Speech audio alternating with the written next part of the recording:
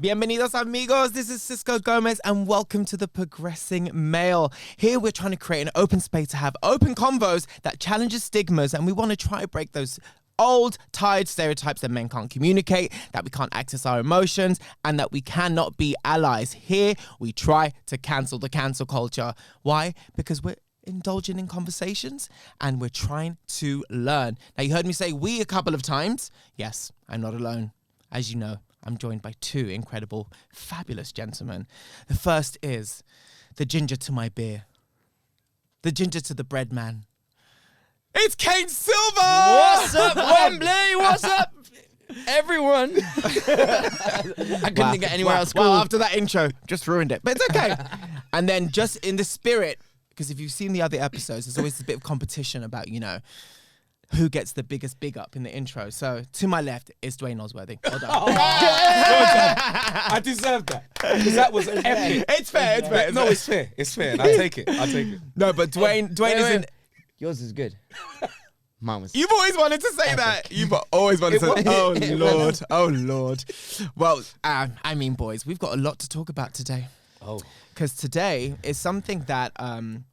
as you grow up and you start either being introduced to your mental health journey or something happens where you have to. Yeah. One thing I realize is, how do we as men deal with self-worth? Because I feel like as women are finally getting a seat in the table and they're finally getting the mics and, you know, there's a movement happening and I love it. About time. But we always see, like in blogs or like in magazines, women empowerment, access to these conventions. It's very much, there's a lot of hubs for women to go to repair or to be around different women and soar. We don't have that. And if we do, I don't see it. So my question is, does the lack of access, has that ever affected your self-worth? Kane?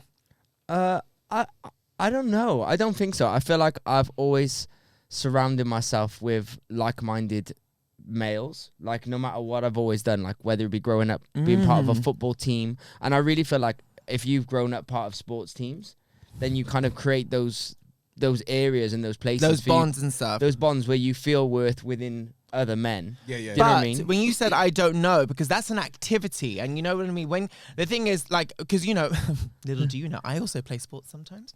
And why are you laughing so hard? Why you gotta do me like that? Why would you say? He's the volleyball queen. He's the volleyball queen. Hello.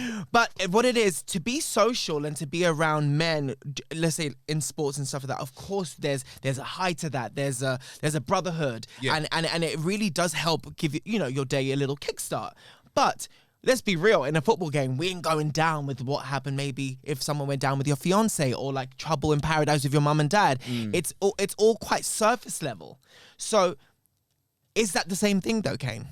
No, I guess you're right. I guess you don't go that deep. It's just about day-to-day general life with those kind of people. You don't go... Right. You don't peel the onion. Do you know what I mean? You don't peel the layers. Yeah. But then I guess we create that with each other with doing stuff like this. Yes. Where we do dig into deeper topics. Well, yeah, that's the point of this. But what Sis was asking us is, did we feel that we had that growing up, say? No, probably not. But then I don't know if I was affected by it, because I guess it's something I've never really thought about, because we're kind of not taught that. We're not putting the limelight about that. Right. And what about you, Dwayne? It's just interesting because I feel the exact same way Kane does. Okay. Right? However, what Cisco's touching on, what I was going to say, when you said in the intro, Cisco, like about the mic, women have been, rightly so, they've been given the mic, the stage, the platform. And I think everyone would say men have always had the platform because it's a man's world, so on and so forth. Exactly. But in actual fact, I don't think men, this isn't to bash men either, it's just I don't think that we've been using the mic in the most beneficial way. So although we've had the mic and the platform, we haven't used it in the way that Cisco's talking about. We've used it very surface level. In actual fact, it's had the reverse effect on us as men. Us as men have actually almost come to the conclusion that, I've been all right. I've been all right with just playing sports and being in the crowd with the lads and with the boys and blah, blah, blah. When in actual fact, yesterday I had to deal with some shit that went down that I can't tell the man them. Because we don't talk like that. Yeah. I feel like men, we've it's automatic for us to conquer the moment and not speak about the moment. We're very territorial. Yeah. You know what I mean? So it's like that's why I always love being around women, because it's like, it could be like the most unexpected day or whatever, but please believe we're going there about something. Yeah. And I'm just like, it's just the access to it. And I'm like, well, we can say to an extent it's because, you know, women do what they do and we do what we do. We think how we think. But I was like, no, it's different, because if it's spoken about more, and if we have access to these things, and if it comes on our feeds, like in the commercials and the advertisement and stuff like that, then naturally we're going to do it more, but we don't. It becomes more normalized. Right. And So it's not. Right. So what does your self-worth look like, Kane? Because I mean, you've had a successful career and stuff like that, but I think we've all got to a point in our life and career where we have to separate, work and ourselves. So what does Kane's self-worth look like? Yeah, it's interesting. It's something I guess when you ask off the top of my head, I go, I don't know. I guess I've never really dived into it. Do you know what I mean? Because I guess for me personally, I have the kind of mentality of like, just keep swimming. Do you know what I mean? Like Dory, I just move through it. I'll always overcome whatever obstacles in the way. I'll never sit in it and like let it know what it feels like. I'm just like on to the next thing. But then some stuff is still bubbling then. Of course, yeah, 100%. But I guess you just don't. I personally have never been like, okay, I need to sit and see what this feels like. I'm always like, cool, on to the next thing, on to the next thing, on to the next thing. Right. You like to keep it moving. Yeah. But when it comes to like knowing my self-worth, I feel like I judge and indicate everything off my immediate relationships around me. And like, if say how my mother is with me, like if she sees something wrong or she knows I'm acting different because me and my mum are super close, then I'd probably be like, yo, something's up with me, or like I'm not doing something to the standard I hold myself to. But that's attributes, that's things that happen in day to day, that isn't your self-worth. Okay, so I mean this respectfully, I don't think you've really tapped into that. Yeah, maybe. Okay, Dwayne, what is your self-worth saying? Do you know what? Again, it's interesting what Kane's saying. Oh my God, man. this is bizarre. It's interesting what he's saying, because I get that, but I learned a long time ago that wasn't my self-worth, that I knew that was surface level, and that I've got a great relationship with my mum, and it came from that a lot. Like what my mum kind of would have depicted of me or said. Yeah. Like, I would look at myself real hard in the mirror. And then when you realize that actually, even down to your own mother, your relationship with your own parents, that they're just trying to figure that out as well. And they actually are unaware of their own self-worth. Wow. Right? That's incredible. Yeah. Like when you see that as a child, but you don't actually know that's what you've seen. Does that even make sense? So am I right in saying it seems to me that your mothers, regardless of the type of relationships that you have with them, were kind of like the access to them checking you if shit was to hit the fan, or if like things weren't right. Well, yeah, anybody that you deem to be of importance, or like a matriarch, do you know what I mean? That kind of like substance, when they bring in that amount of substance to your life, like your mother. Right. Yeah. Like, you know, like, and if I'm correct, you're religious. Like, I'm spiritual, I'm not spiritual, religious. sorry. Yes. I'm but the like, same. like when I was in LA, I remember a lot of people like always being like, especially like my friends like Michael and stuff, being like, I do this for God, or like they put like God is God the thing, first, yeah. and then everything they do is for that. For God, and I could never relate to it until I changed the word God for mum. And as soon as I changed that for my mum, like that's how I look at my mum. Like she's a God figure. Yeah, like I want to make her proud. Like every day I want to make her proud, and when she is proud, that makes me feel like I've succeeded. And if I've done something wrong and she's like, and she checks me, I'm like, yo, like, yeah, you're probably right. I need to go and figure this shit out. And I feel like as long as I'm holding myself to a standard where she's proud, then I'm doing a good job. Wow. Whereas I again was that, and then I recognized that I'm God.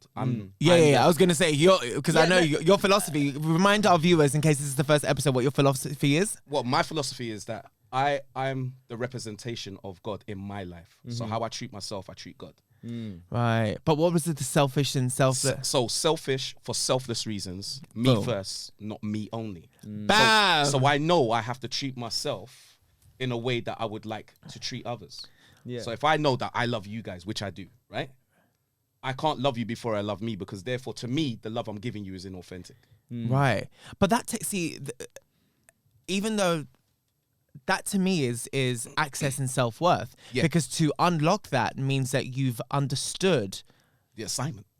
but your value. Yes. But I also know I have to put me first. Yeah. Right. Yeah. Do you know what I mean? Yeah. I also, I think we all do as performers because we're always like, yeah, like, gotta get that check. making sure I succeed. You know, Like, I'm trying to be the best right now. Right. I'm eating Nando's this week. Not Nando's.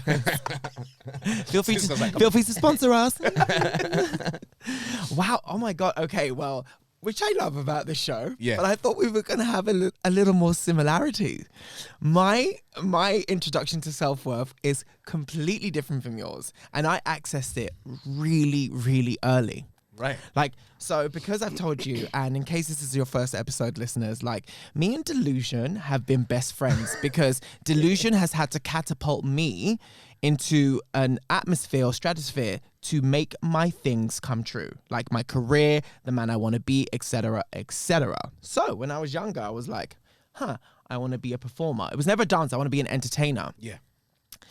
How do I achieve this? By working hard. Let's see what happens. And then when that happened, I went to Pineapple Performing Arts School. And by then, by the way, I had already done my first dance school for a few years. So this is the third school I went to, because I went to Sylvia Young Saturday School for about a year and a bit.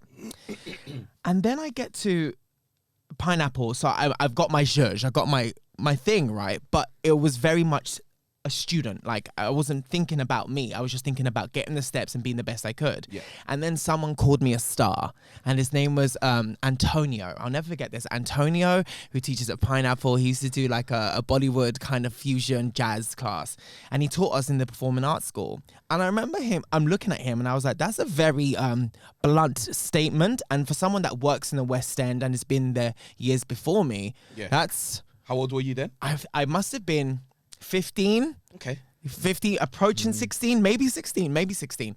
And I remember I looked at him and it floored me, because I was like, good job. I've been like, do this less or do this more, or good, or maybe the reference, but never, you're a star. Let me tell you, gentlemen, as soon as I let that settle, and I was like, oh, yes, I am. And wait, delusion has nothing to do with it. Right. So now it's almost like when I came out in my sexuality, when I was like, I'm gay. Oh, I'm gay. Ding, ding, ding. Right. It was that. Right, It was got like, you. I'm a star. I was like, oh, this is why I'm getting that attention. This is why I'm excelling in So comparison. it actually all made sense to you. Bruv, it all made sense. Right, and right. from then on, I was like, this feeling is self-worth, because now I'm doing it for more than just me. I'm doing it for my future. Mm-hmm. And I'm doing it for not even, I wouldn't say the culture. It was for, I knew I was going to change something. Yeah. I just didn't know where or when. So then when I then took my mentality to that capacity, then delusion crept back in. I was like, well, we don't know what that is, but we'll fuck with you, Cisco. Like, we got you. You know what I mean? Yeah. And so literally from 15, you couldn't tell me shit.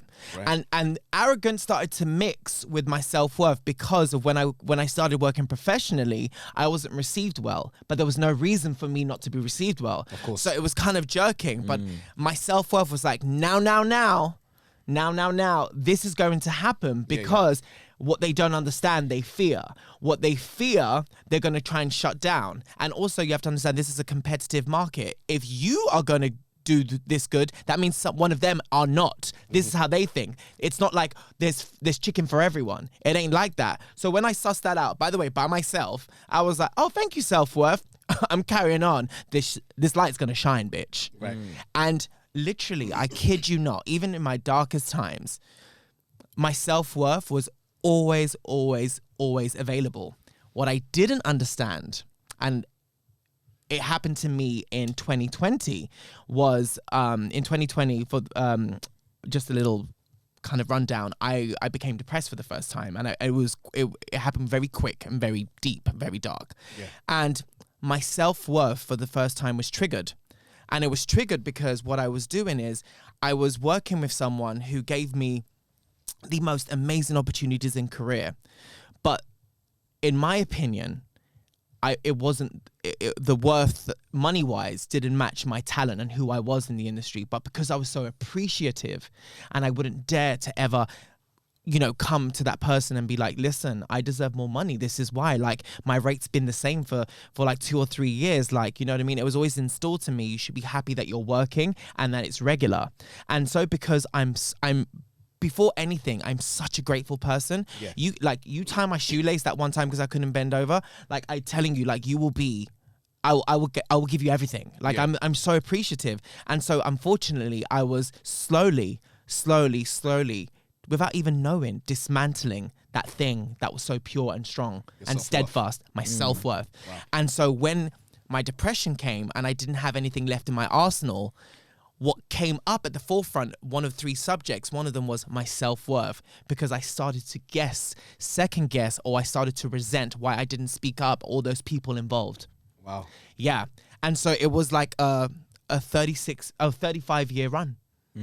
Oh, well, that's a lie, because I started in the industry at 11 and it all awoke at 15. So let's say a 20-year run, Yeah. which is quite solid Yeah, of for course. someone that wasn't taught. My mum was never like, this is what self-worth is. You should think this. Like, no, this is all in my head, in You a working dialogue. that out. Yeah. And so for me, it was just like, oh, crap, now what do I do? And so now that I've surpassed that dark moment, now I'm just like, everyone needs to know about their self-worth, especially my male friends. Don't you think when we speak about self-worth, though, separating our self-worth is in a work environment or in a work capacity, but also as a human? Because my self-worth as a human, I've never doubted, because I always know that my intentions are pure and I always want the best for the people around me. Yes. I agree. Like, so my self-worth as a human, I know I'm a great human. In fact, I'm one of the best humans in the world. Like, Word. and like, But that's self-worth. That means that your know self-worth is high. But then my self-worth as an artist or an entertainer has always been something that I feel like I had to fight for, because I was always told that you're the one, like, oh, you don't have straight legs, so you're never going to be a dancer. Or like, it was always like, oh, dance is about what you look like, not just what you dance like. Right. Like, and it always felt like hurdles. So a lot of the time I felt like I was fighting to show my self-worth, or to find it, or to try and show it to other people as a work aspect. Yeah. But as a human, there's never been a doubt. But you know what it is? What I learned really late in my career is that first of all, you have to separate the artist and the person. That's extremely important. But everything that I access as an artist is because I have that in abundance as a person. You just have to pick and choose when to do it and how much, because you need to learn how to read the room. And that's something that I learned very late, because sometimes I was literally too much, and it's because I wasn't paying attention to my surroundings. Where's the decorum attached to it? Right. But for me, it's like, you know, when people are like, you know, the artist is so successful and I have this and that. You have that within. It's just that when lights, camera, action is not involved, you think that you don't have access to that switch. You made that switch. Yeah. You made that circuit. 100,000%. It's interesting that you're speaking about the human and the artist. See, I would put that down to the spirit and the human. Right? Because I think the artist and the person that we're talking about, and we're separating them, they're all part and parcel of the human experience. All of them. But what you're talking about, your intention and you as a person at the core foundation, is your spirit. That's where we're talking about the religious and spiritual being. Like, for me, that's my spirit. I know who I am at the core foundation, and I never lose confidence or sight of who I am as a spiritual being. I never lose sight of that. But during the human experience, you can sometimes come across conflict and confusion and all those things, because that's part and parcel of the human experience. It's up and down. It comes in. It's like a roller coaster ride. So yeah, obviously we're going to separate it from that, like the human experience and the artist, but they're all part of the same human experience as far as I'm concerned. But I never lose contact with myself as a spirit. Ever. I know who I am. I know my intention. And like you, Cisco, I knew that from a young age. Yeah. That I knew. I mean, that was obvious, because the way you used to walk and talk, it's like I knew chest that. high. Yeah, no, it was chest yeah. high, but I battled with the human experience, battled with how that would look. And sometimes I might dim it down slightly, depending, like you said, reading the room. Yeah. Once I was on stage, once I'm performing, understand I'm a shine. That's not my problem if you're not going to shine too. I got those notes sometimes. Cisco, less what? Just less everything. My light? No. Yeah, like, I'm not going to dim it. I'm not about to dim my light. Right. Like, put me in, like, for me, it was always a case of, like, it doesn't matter where you put me on stage. I'm going to be seen as far as I'm concerned. Not Work. Yeah, like, not even by the Work. audience. I don't even care. It's Even not when the I'm audience. off stage. Yeah, no, it never bothered me. I remember, especially when, like, during our career, when Cisco was coming up, we had been at the top for a while. Yes. Right? Yes. And at that point, Cisco had come in, and a lot of people, they were afraid of Cisco, simply based on the fact that he had a lot of energy. He had a lot to bring. He had a lot of presence. I loved that. Yeah. I thrived off that. For me, I was like, how do I nurture that? How do I get him to understand what you're doing is working, bro? Yeah. So I didn't know Cisco like that, but I knew enough to be able to just talk to him and say, yeah, Cisco, what's going on? You good, bro? Blah, blah, blah. And then I knew that me just being the example of that will be enough for Cisco to know that. And he it can. was. That's so beautiful. Thank you so much, because that's the way I took it. Because I remember with certain circles, I went in and I was just like, if you're telling me to do less in choreography or even less in my energy, so be it. But there's a constructive way to saying it. There is. But don't dim my light, because you can't tell me that what I've got isn't special. Yeah. And so when I walked towards your, like, you know, the Leon Petites, Yep. Christians, you, Yep. it was like, oh, you too are a star. Yep. There's more of us, and you're black. Yay! So I was studious, because I was like, regardless of how long you guys are going to stay in the industry, I'm the next generation. Who better to learn from? Yep. I don't want to learn from a safe or an average schmegler. I want to I want to learn from a co-star. Do you know what I mean? But it wasn't received like that. You know what I mean? And I remember my first tour, Bounce. So Bounce was my dream job, and I booked it maybe 1 year after doing starting in hip hop and street dance material. Wow. So it was way before my time. Which, for people who don't know, that is just a hip hop show. Yeah. Oh, so Bounce was the first. So before they introduced hip hop to the theaters, they were the first people to do it, and also they were the first people to sign by a record label. That's how big Bounce was. They're a Swedish group, and the head poncho Ambra was just the flyest show ever. And if you were a hip hop dancer, a street dancer, that was the closest you were going to get to commercial. You wanted to be in that job. And I remember being in culture shock training, and I was like, when I went to see the show, I was like, that's what I'm going to do. Before I wanted to be a commercial dancer, I was like, I'm going to be in Bounce. A year later, I get into Bounce and I audition with some titans, mind you. I get it. But what happened is, when I got to the show, I felt and I knew that it was before my time. Wow, interesting. Yeah, it was before my time, because there was a lack of finesse to my movement, and there was my performance technique needed valleys and dips. Right. And I was just like, you was give me every routine, full and of I'm like, yeah. fire! Everything I was like, you gave Cisco, he burnt. I was a Spartan. I was like, you know what I mean? Yeah. Which works sometimes. Yeah, of course. But again, you had to Especially learn. not for a hip hop show, when every technique needs a different approach. It does. And Amy Butterfield, who was the resident choreographer, and she was basically our leader. I've always thought to this day that I let her down, because she really pushed for me to get the gig. And I always got taken out of one number called legs, because I couldn't count it. It was like, I just wasn't ready. I hadn't gone to LA yet, so I'm like... It just didn't make sense to you. It didn't, and I tried, because you know I'm a trier. It didn't work. Cool. So the joke was, is he going to be in it this week, yes or no? But really, it was an embarrassment to me, right? But I had to take it. Then fast forward to about, I think, 15 years later? Yeah, 15 years later, I'm speaking to her because we're sat next to each other at Tanisha's funeral. Right. Rest in peace, Tanisha. Rest in peace. And she speaks to me about it randomly. And she goes, you know, that feeling you thought of disappointment? She was like, that didn't exist, because the big wigs were going, you need to either take him out of it or tell him to calm down. Tell him to calm down. And she was like, I cannot tell him to calm down, because he's a star. And this is the first time he gets to be on stage as a star. So we can't dim that light. Imagine. Wow. And you had no idea. And you know what I mean? It just, that is like, because Bounce was so difficult for me, because imagine working so hard for such a short time, but so hard, and you dream job and it's not enough. And then another cast member was micro-bullying me a little bit too. And so I was just like, I just felt like, this is before Fierce Cisco, right? Yeah. I was still straight Cisco, you know what I mean? So, I love that. So I was learning about myself. I wasn't, I hadn't come to my own yet. And then here's this woman, like, not even telling me, but I've got your back. Yeah. And because of Bounce, after that, I was like, this ain't going to happen again. That ain't going to happen again. And the star continues. Do you think if you knew that then, it would have made a difference to who the artist that you became? Absolutely. Because then I would have treaded my experiences with too much caution. And the beauty about me is that any job, even if it's 1-8, I will give you the experience. Now you can tell me to calm down. You can give me notes from here to Timbuktu. I now know how to apply them instantly. But when someone's a star, you have to cater to that delicately. And this woman gave me the opportunity to still be there, look wrong and strong in some of the parts. But she was like, because what's coming is bigger than the show. Yeah.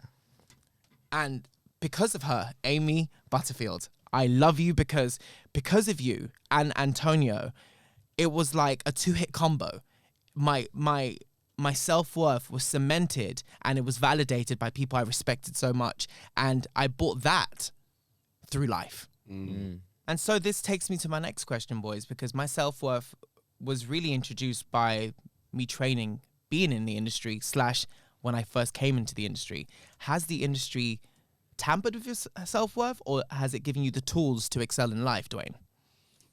The industry definitely tried to tamper with myself. Okay. I like the tried. Meaning it was unsuccessful. It was very much. I love that. I can say that with like my chest. Come on. Yeah. Come on. I'm not going to say that there wasn't moments where it, you know what I mean? It kind of got to me. But throughout the general time I had with my career, especially due to certain people in my career, I have to big up Paulette and Priscilla, but in particular, love you, Paulette, I do, but in particular, Priscilla. Yeah. Priscilla's a choreographer for a creative director for our listeners who is responsible for the iconic moves from the Spice Girls, S Club 7, Westlife, etc., etc. So I had to give a briefing just in case they were like, "Who's Priscilla?" 1000%, and I appreciate that. Apologies for the interruption. No, Please that continue, was brother. necessary. That was needed. Yeah, because she's the one. Yeah. For me, she's a legend. Where Cisco was speaking about certain people before, for me, that's Priscilla. And I know that I could speak on behalf of certain other people that came up with me and say that Priscilla was that for them too. She was like, again, a matriarch for us coming up. So not only did I have my mum, who I battled with in terms of me doing it, but I had my mum bringing me up and being beautiful in some moments, like in life. But when it came to me wanting to dance, I had to battle. I had to step forward and know my self-worth. And I have to tell her, look, I'm doing that. But Priscilla, that woman, was and continues to be an inspiration to, I guess, making that concrete, letting us know. I speak about me, letting me know that as a man, a young man, young black man, I am dope. And I will never, ever question my dopeness. And she would always let me know that. Like, amazing. You are dope. You are amazing, and you must know that. Never ever lose sight or doubt that. And when you do lose sight or doubt that, always remember. Always remember. Yes. Because that's the point. The human experience will trigger you to lose sight and doubt that. It will. There's no denying it. But in that moment, remember, and Priscilla allowed that we stepped into every room as ourselves. Every single room. Like, I don't know if you guys seen it as, like Jay-Z says, I step into every room as myself. I'm Jay-Z. I don't alter my voice. I don't do nothing. That was us. We stepped into every room as ourselves. And all of us were individually unique. Yeah. Right? So although we were similar, we stepped into every single room as ourselves. And Priscilla at the head of that. Like, she let it be known that this is me. This is a part of me. This is them. This is us. Yeah, you're an extension, not below. No, we are not below. We stand with her. Do you know what I mean? Is she leading that? Yes, of course. But there has to be someone leading that. There has to be, you know? But what was she making? Other leaders. Like, I've got another saying. You guys know I love my slogans. I'm a leader of champions. Hey. Yeah? In my life, I'm the leader. Yeah? Right? I'm the leader. I'm the one. I'm the Neo in my life. You understand? But you guys are my champions. However you choose to show up and be a champion, that's for you. But in your life, you're the leader and I'm a champion. Yeah? And that's what it is. In Priscilla's life, she's the leader and we were her champions. But she was the leader of champions and she was setting us up to be leaders of champions. Come on. That's so profound, man. Amazing, because it's being able to witness that as in your highest peak. Yeah, I get it, because to this day you always no one will ever know what's really going in here, because how you present yourself is always together, able, willing and strong. And that came from those preliminary words from her, because 1000%. it affirmed something that has never been tampered with. I mean, she never always did that without telling us that we were idiots and pricks and dickheads. Yeah, you gotta keep it real. She kept keeping you humble. Yeah, you gotta keep it real. Don't get twisted. This woman will come in like I'll tell you just a brief story. That like when we were on tour with Jamelia, at this point we know the choreo. She's left us to go do our thing. You know, we're on tour. We come back and we show her because there's other shows coming up, like maybe a Top of the Pops. So she's got to refresh, make that look cool, and just certain things. Like I remember she did this a couple of times. She's like, she looked at us and she's just like, "Did I teach you like that?" You're kind of like talking about we're smashing this. You know what I mean? We're even adding. We've got this. And she's just like, one time she even told us all sit down, and she just did the choreo by herself. And we watched this woman smash the choreo. Remember, she's taught us all as a female, as men, right? She's a female teaching us, and she's saying, if you're gonna hold your balls, if you're gonna be ballsy, then be ballsy, be a man. Don't be a bunch of pussies. And you're like, what? Who does Priscilla sound like? And you're just like, but those were moments where it's almost like she just had to remind, you know, when you're triggered as well, you're like, no, you lot have got too cocky. You've got too comfortable. Yeah. Never forget. Never forget. Like what we do when we step into this room. That was her reminding us. Remember, when we step into the room, everyone is looking at us and they want us to fail. So don't get comfortable. Don't sit there and think that you're that good, that it doesn't matter whether what you present is good enough. No, we step into the room as dopeness, and we present dopeness every time we step on stage, into a room. Wherever we go, we must step into that with that same energy. Yes. Don't lose that. Have that consistency. Don't become a bunch of pussies. Wow. So, Listen, sometimes you got to say how it is, bitch. and she did, bro. She did. Some cakes don't need sprinkles, okay? And sometimes you know when you look at each other and you go, "You ain't talking to me," but you stepped up. You stepped up. You said that under your breath. I think that's just something else. You know she was talking to you. She's talking to all of us, bro. But I had to tell myself it wasn't me. That's you. Yeah. Kane, what about you? How has this industry affected the good old self-worth? Do you know what? Coming into the dance industry, I was so eager to break into it. Yeah, you are. Remember, I was so eager to break into it that I felt like I was never me. I felt like I would have been whoever I needed to be. To get through the door. Wow. That's a really dope revelation, bro. Like I didn't dress how I would have dressed if it was my choice. Even though it was, I felt like it wasn't. Right. I felt like I was constantly trying to impress people. I felt like I was trying to, like, you know, I got into Dance to Success, which was my dream. And then I was like, okay, now I want to work with these dancers. What do they like? What do they do? How do I become part of that clique? Dance to Success is the company that I had for 8 years, by the way. A global renowned company. I'm joking. So then I changed how I dressed just to fit in. Just so I'd be seen as like one of them. I'd wear skinny jeans. I'd shop at All Saints even though I had no fucking money. Like, just to be like, oh, Anthony K's got an All Saints top on. I need one. Right. Like, just to try and get in with the clique. And I would dance how maybe I didn't prefer moving. Like, my hero was Justin Timberlake, but then I'm dancing to a Lady Gaga song, which had no connection to me whatsoever. But I just wanted to be part of the gang. Right. Yeah. You know what I mean? So then once I finally got in, you know, I was like, oh my God, I've made it. Like, this is everything I've ever wanted. And I was always had in the back of my mind, but like, I'm still not me. Like, no one knows Kane. You know what I mean? And then I remember meeting John Graham and doing Alexandra Burke with him, and he bullied me for like 4 days, and he just kept like picking on me, teasing me. But I knew it was out of a way of like Bringing you out. bringing me Like out to awaken me, and it was like banter, and sometimes it was a bit harsh, but it was just like, actually, this feels kind of like home. This feels like football. This feels like rugby. This feels like that team camaraderie that when I used to thrive. In this But in this world. Yeah. You know what I mean? And then I was like, wait, you like football as well? Like, you wear baggy joggers as well? Like there was just things that I was like, oh my God, there was a reference, as you always use. And I was like, oh my God, he's my reference. Like, Right. I can still be me and make this work because he's similar to me. And he made it work. Yeah. And that's when I really began to be like, I can actually be Kane Silver, as opposed to Kane the dancer who's just trying to get a job. You know what I mean? And that was probably at the age of 22, say late 21, 22. And I just remember in that, say, 2-year gap, really like I'm feeling proud of who I was, because I felt like I didn't have to pretend to not be me anymore. Do you know what I mean? And actually, then I became more successful. So another relationship with another male awoke your self-worth, and then you started living in your truth. Exactly. And then I got my Amazing. visa, and then opportunities come. Because So I was you went from actually Kane me. Silver to Kane Platinum. Let's go. Wow. Whatever you want that to be. Listeners, I hope you like dad jokes. I detest them, but that was really good though. Yeah, it's I guess it was having that someone to relate to, which really made me go, I'm actually proud to be who I am as that's dope. It's so as important. because I was always proud of the human, but I never thought my human fitted the job. Yeah. You know what I mean? And that was my revelation. That was where I was like, oh, I can be me. Wow. I don't know why I'm giving dramatic hands. I know. No, because it was a dramatic. Yeah. I get it. It's cool. Boys, I was just saying men.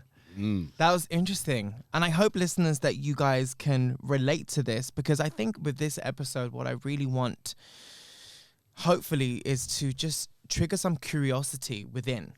You know what I mean? And I always end each episode with the progressive question. And what I think is that we see searching in as a feminine attribute, as a feminine thing. And so, men, is like, do you see your self-worth as a feminine thing, entity? And if so, why? And may I go further to challenge you? Can you define your self-worth? Because by the looks of our conversation, as soon as you can, then you start living honestly. I'd like to thank everyone for listening. Kane, Dwayne, a pleasure always. And guys, you know my favorite line. Remember to always keep it real without the spiel.